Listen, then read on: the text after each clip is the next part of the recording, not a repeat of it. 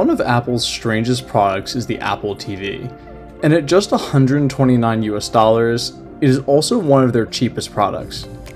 But if it's called the Apple TV, why isn't it a TV?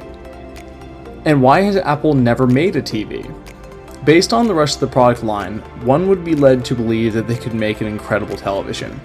For years, many people have said that Apple is against making external displays in general, but with the Pro Display XDR and the Studio Display, that is clearly no longer the case. I think the key issue is that televisions are something that people buy extremely infrequently. Many will keep the same TV for 10 plus years, and for Apple, that is a bad life cycle, as they want people upgrading their Apple devices every few years. The other key issue is the price that people are willing to pay for televisions. In general, people want a big screen television for around $500 to $1,000, and it's easy to see something like a 65-inch Apple TV costing $5,000, $6,000, even $7,000. And given the cost of other Apple products, we know that this would probably be the case.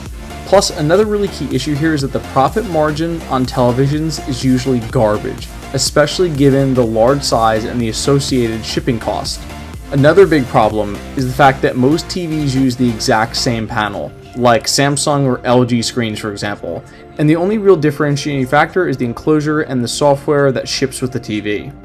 Of course, the software on Apple television would likely be the best, but it would still have the same screen technology as every other major brand. So that is why Apple just did what they did, make the Apple TV device that has that software that you can connect to any other television. So what it really boils down to in the end is this: Apple can't make a TV because there's simply no advantage to doing so. It would look and function the same as all the others with a slightly nicer enclosure, and that's it.